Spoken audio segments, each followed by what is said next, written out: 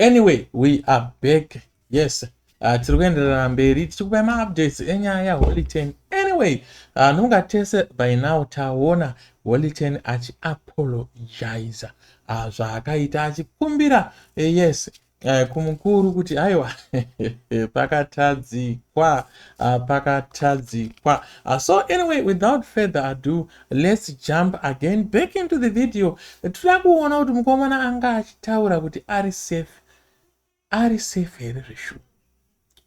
Saka tichaenda tonoita ongororo, tonyatso kuzuma toona kuti mukomana zveshuwa arisafe here kana kuti mukomana haazi safe zvamuchose. So tichange tichireacta video redu tichienda step by step tichionesana semhuri yeZimbabwe kuitira mangwana. Of course mukomana akabhaisa, pakabhaiswa baba, pakabhaiswa hautuke maelders, hautuke. Dai vakangopedzerana nevakomana vako vanotamba navo araura, haikona kuzotuka mukuru wenyika uchitaura mashoko awaitaura iwewe kuti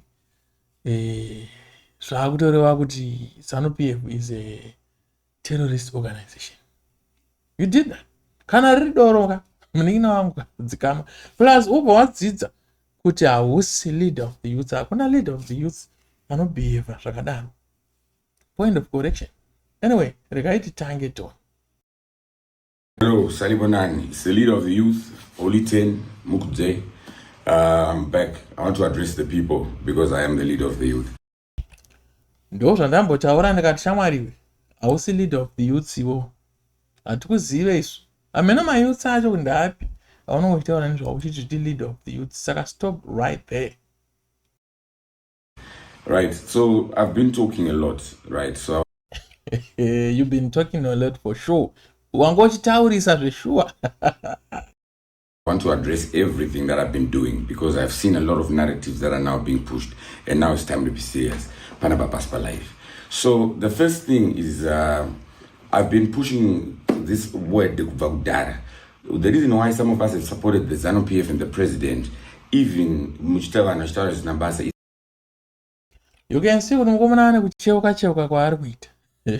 Zvokureva kuti akatsika marasha pakaipa. Haana kugadzikika mukomana. Nyatsomuongorora imone. Iyo face zvairi kutooneka kakuzvimbirira. I don't know. It's because the ZANU-PF is not a terrorist organization. Urikutiudzirei kuti ZANU-PF is not a terrorist organization? Tese toziva kuti ZANU-PF is not a terrorist organization. Why are you telling us that? What is pushing you? First of all, you are supposed to apologize. Not kungotanga kuti ZANU-PF is not a... What are you saying, man? Everyone anotaura kuti anzi ukadi pachasvika ucharohwa. There are people that even accuse us of doing things that they have never been done before. So I decided to take it upon myself to do something that...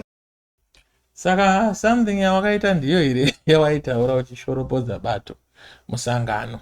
Do something yacho yawaida kuita. Do something yacho.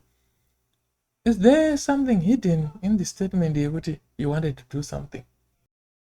I can show you that no one is going to kill you, no one is going to torture you, no one is going to come and beat you. Okay, Saka, you are trying to tell me kuti ukaita sezvaungochita no one is going to torture you or beat you. Saka, are you giving us my passport ekuti tituke president? Tituke msangano? Is that what you are saying, bro? Like seriously? Ben, whatever, like what they say on their Twitters and everything, you've heard them speaking. But what I can then acknowledge is that I did it the wrong way. It was the wrong way of provoking. I felt under the influence of alcohol that the highest provocation, that's something that you would expect, that you don't cross that line. But then that was my decision, wrong decision. Those are my brothers from the jump here. Those are my brothers. Never lie to anyone. Wataura zvakawanda ukataura influence, wataura my brothers. Are you apologizing? Toda kunzwa isu uchiti I am apologizing. I am apologizing to so and so and so for doing such and such and such. Kwete kungozvambarira kwari kuita pamhombo wambambaira. Bro, are you serious? everyone knows that those are my brothers and we are family. So I want to take this time to apologize to my brothers Sean and Collins when I was trying to prove to them kuti the country is a safe place. You are trying to prove to who? Who questioned the safety of the country? By the way, bro, you are not apologizing. I mean, not jump like a jumping jack. Why would you do safe? Saka you wanted to prove kuti nyika iri safe nekutuka president nevana vake, then woregerwa uchifamba uchiita walk away scot free, then ndo proof yacho yekuti nyika iri safe. Is that what you are saying? I shouldn't have gone for your names, and I was a bit drunk. I was drinking. I was excited. Too excited? Were you excited, really? That was not excitement. Those statements were not from excitement. You were not excited. You were depressed, bro. Something is going on. Just spill it out. My life and everything like that. There's also another step that I've decided to take. Since I'm here acknowledging kuti now it was also alcohol that was now in the mix. And as someone that has been speaking against my drugs, as the leader of the Youth Speak of the Truth. Iwe. Ndambokurambidza ndikati I was the leader of the youth, man. Uchiramba uchidzoka the same mistake you. You are not leader of the youth. You don't speak any truth. Why are you apologizing if you were speaking the truth? So you are disqualified. You are no longer. You have never been actually before. I will not be a leader of the youth or speak of the truth, my bro. I've decided to go and check myself into a rehabilitation center because number one, it's not the first time that I've come here saying I've done this because of alcohol. Holy Ted.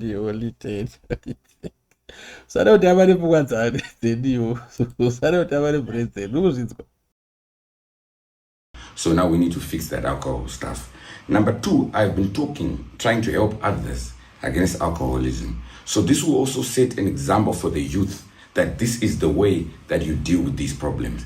This is the way, because the president has acknowledged that the drug problem, alcohol problem, substances problem is an actual problem now. And why president and you went on to do that, calling yourself on top of that, you are the leader of the youth, you are speaker of the truth. My bro, you are dreaming. Even the president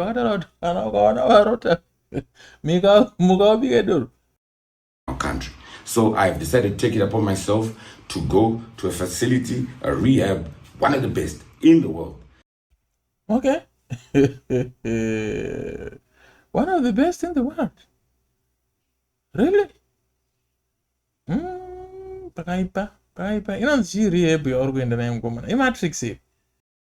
One of the best, to show the youth, because the youth are watching, this is the way to get help if this is your problem. What is your problem in the first place? What is your problem? Why were you saying things that you said? You are not telling us. That's what we wanted to know. Yeah, I apologize. You are not supposed to apologize to the whole country because I want to tell nyika yeZimbabwe. Whenever wakatadzira vatukanzoro wakatadzira president. Wakatadzira vana vake president vari kuti my brothers ako. You are supposed to go there and apologize in person, privately. Ndozvinoitwa izvo kwete zvako zvekuda kuuya panapo uchipaumba zvauri kuita izvo neturasa twamoto. Uri kutarisei kumudenga mawakatarisa? The rest of the narratives that are being moved, as you can see for yourself, I'm alive. Don't talk about narratives. People are just saying what you're saying. You can see for yourself, I'm safe. You can see for yourself, I'm wearing a ring, that I am still married. You can see for yourself. You know what the people have been saying. I am married. I am safe. Are you safe? Are you really, really safe, my bro? Are you safe? Are you safe? Okay. And everything is fine. The title deeds have my name there. So don't worry about people talking about what Zimbabwe narratives. There are people that will take this time and try to use this advantage to push their own narratives. I'm not part of them. I'm not part of them. Hey, the way you are shaking your hands, I'm not part of them. I'm not part of them. Part of who? I'm not from the opposition. Who asked you?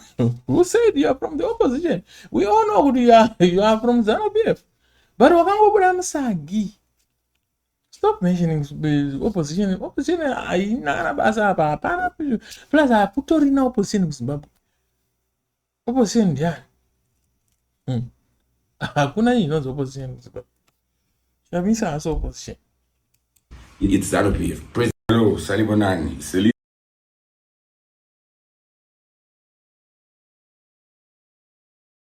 Right, so tafamba naye mukomana, I think mazvinzwira mukomana tichireacta kwaari tichikuratidzai what is happening, and now you are aware of kuti mukomana anga atori ma1 anga akatsika achimbambaira mukomana haasitombori safe zvekudaro.